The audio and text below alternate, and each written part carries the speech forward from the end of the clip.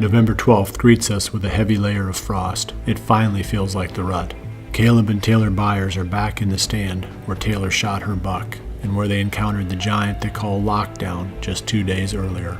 Well, it's just getting light here on November 12th, and the anticipation for this hunt could not be higher. We're nervous, excited, and hopeful. There's not a lot of times you can go into a hunt and say you have a legitimate shot at killing a buck of this caliber, but we really feel like we have a great chance. We've hunted in here 3 times, and 2 out of those 3 times he's walked right by this stand up the ridge here.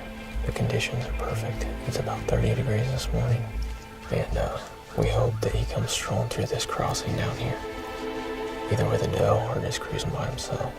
We're gonna get settled into this tree, and hopefully we can get this buck on the ground.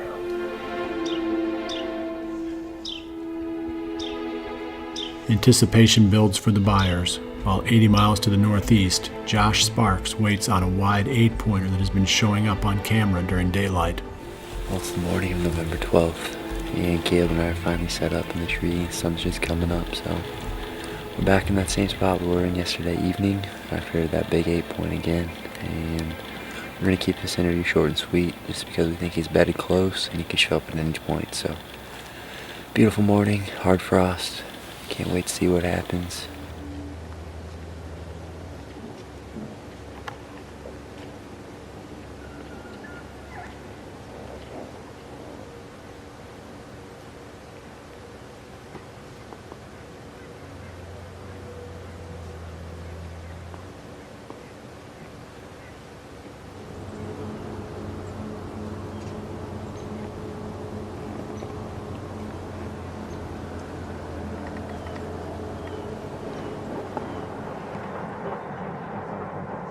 Oh yeah, that's big 8. That's a big 8.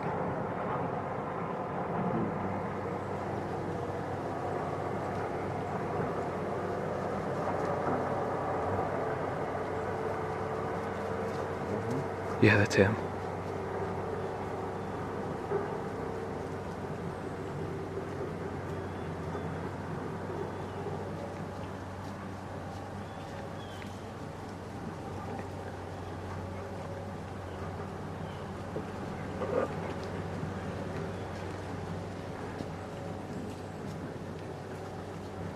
I'm on him.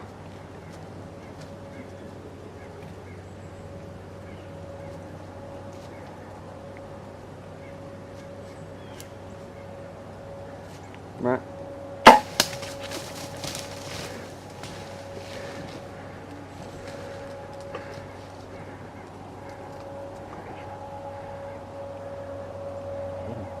I know. Oh, dude. He's down?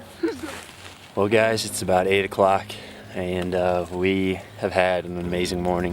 Got the shot at 20 yards, and he's down within 50, 60 yards right over here in the CRP. Wow. That's sweet. Well, we got our hands on him, and this is the deer we came in here to hunt. We didn't know if it was gonna happen. I was getting kind of late in the morning. He came perfectly to those rattling horns and presented me with the perfect shot.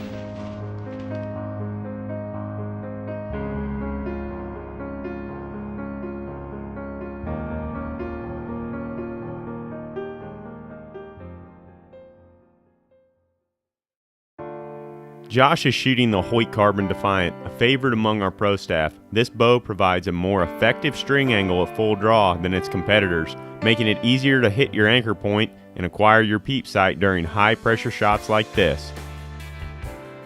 Throughout the fall, you'll see us using our Cabela's Deluxe Whitetail Fanny Pack. It's small, lightweight, compact, and will attach to just about anything. We can put our grunt call in here, binoculars, rangefinder, all kinds of other accessories. And the nice thing with the fanny pack is once you get up in the stand, you can buckle it around a limb or the tree itself to avoid taking up much space. Cabela's offers several choices for great tree stand packs. You can check them all out over at Cabela's.com. Being able to thread an arrow through small openings can pay off in venison. For whitetail hunting, I like a sturdy arrow weighing roughly 5.5 to 6 grains per pound of your bow's maximum draw force. This produces quiet shooting and good penetration, but still permits a reasonably flat trajectory for shooting through openings. Easton's FMJ arrows fit this requirement perfectly. Frigid Forage Big and Beastie has become one of our go-to food plot products because it is very versatile.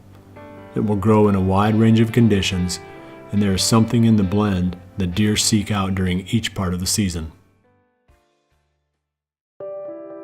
While Josh continues to stare in awe at the giant 8-pointer, the Byers watch a steady flow of deer moving past their stand. I can hear something over here too.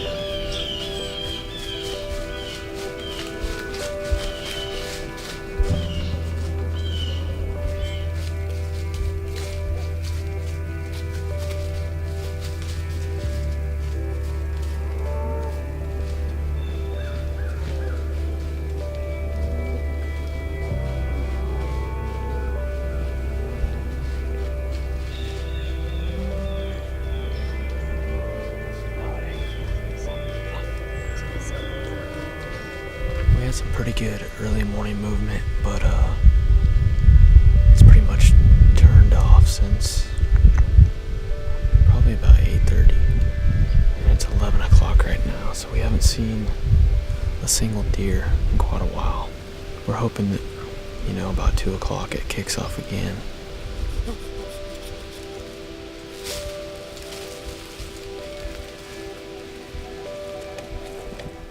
On the public land marsh unit, Zach Fehrenbaugh and Aaron Warburton are heading back to the same area they hunted the previous day.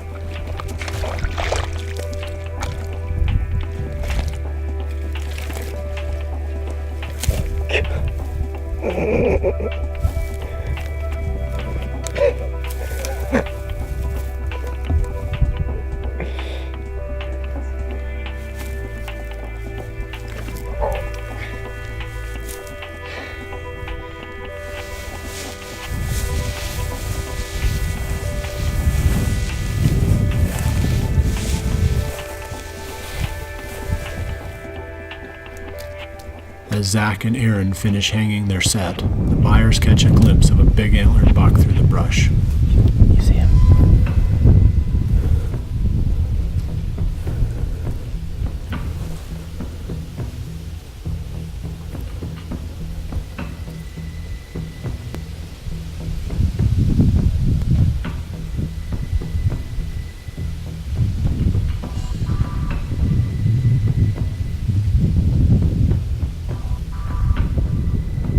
About 30 yards ahead of it.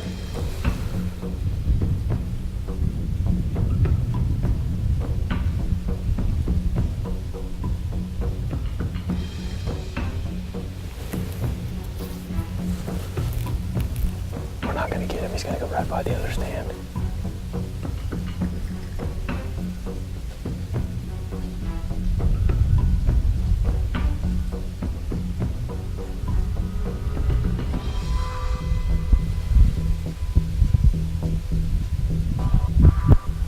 Well, if you've ever heard the expression, if it's not broke, don't fix it, that's kind of slapping me in the face right now.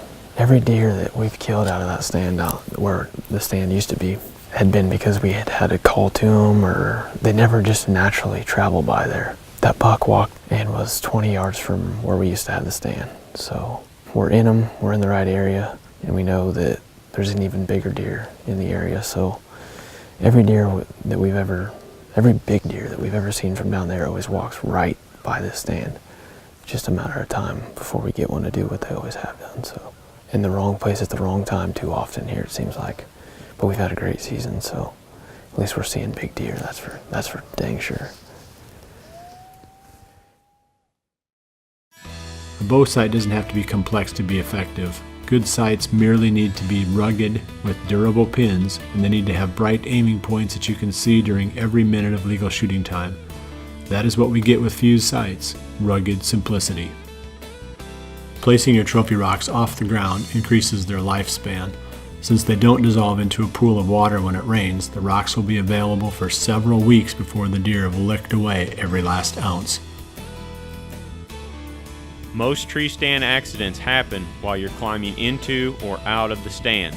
The Muddy Safeline is a revolutionary product that goes into every one of our tree stand setups. It allows the hunter to stay connected from the ground up to their stand and all the way back down. Check out the Muddy Safeline, give you peace of mind when you head to the woods this fall. We love hunting from our redneck blinds because we can shut all the windows and trap our scent inside. This is great for hunting around food plots where deer are likely to come out from all directions, but is also important when hunting areas where the wind swirls. While hunting public land, we hunt several different units with varying types of vegetation. We hunt anything from open grasslands to big timber, and our camo pattern of choice is Real Tree Extra. We've had success staying concealed on the ground and in a tree stand.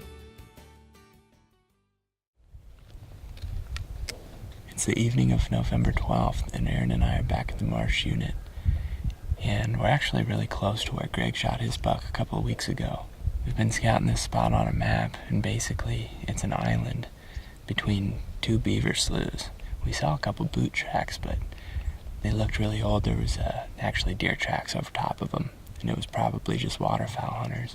There's a fair amount of waterfowl pressure around this area, but it doesn't seem like anybody's bow hunting back here. I've got a decoy set up. It's actually just a silhouette decoy hanging up in the tree. I've got it probably 4 or 5 feet off the ground so that anything out in that field can see it above the grass. If we see something coming across there, we'll probably just grunt, try to get its attention on that decoy. It's going to be nice if a buck comes in and he's got his eyes on that decoy and not up in the tree. While Zach waits for a buck to appear in the grass field, 100 miles to the northeast, Mike Reed is hunting close to home in the urban zone. Well, it's the afternoon of November 12th. And Jared and I split up tonight. We originally each had some cameramen, but my camera guy fell through, so I'm self-filming. I'm back in here in town, not far from the house. I'm in Mr. Funky's area. That's the buck that I've got. This is the 5th year of history with that deer. And he actually got smaller this year than last year, but he's 7.5, I believe. 7.5 or 8.5, but he's an old deer. I definitely would shoot him. Hopefully we have some good luck.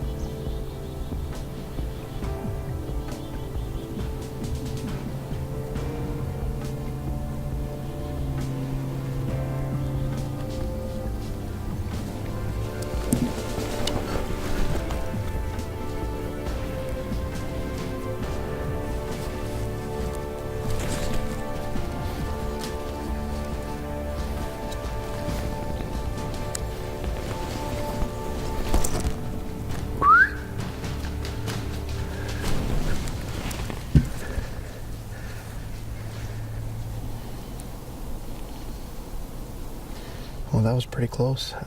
That's one of the big bucks that I've got pictures of back here. Just a big 8-point.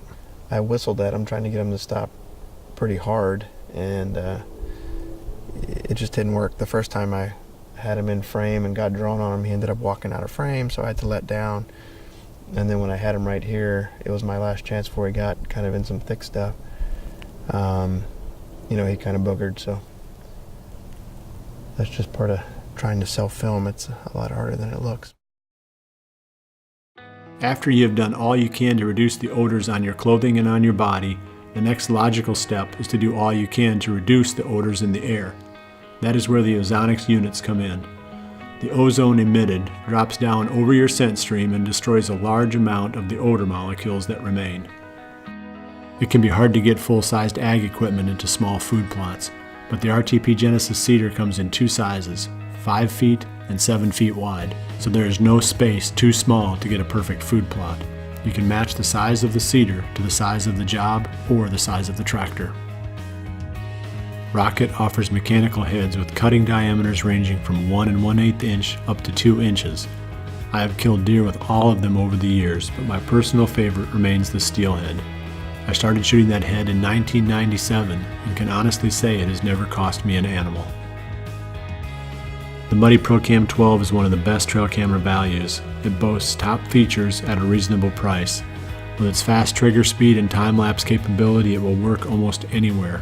Their ProCam 10 is even more affordable, but with its slower trigger time, it works best over a baited sight. There is a Muddy camera for any budget and any situation.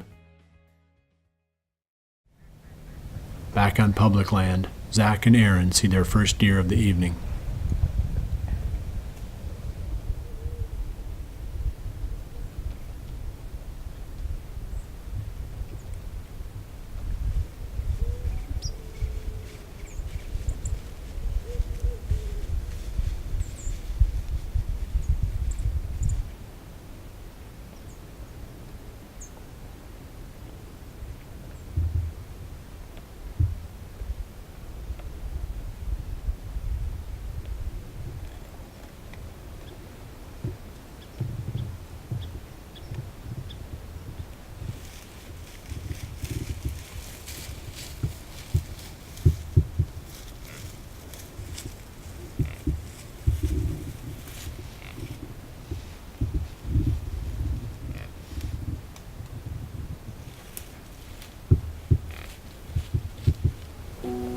Well, the night's coming to an end here.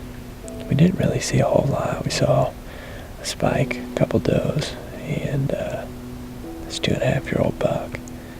He came right down about 20 yards following those two does, but we expected to see a mature buck come out of that end of that island, but it just didn't happen. But we're probably going to give the marsh unit a break for at least a couple days. We pulled a camera on the way in here, so we're going to see what's on that. Maybe if there's a good one, we'll come back, but we're going to go try some other spots.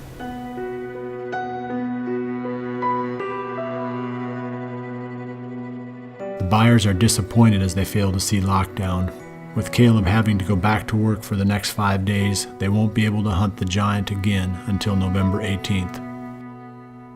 The best days are now flying past, seeming to evaporate like a morning mist. Jared Mills' rut vacation is also running out, and opportunities to hunt will become sporadic.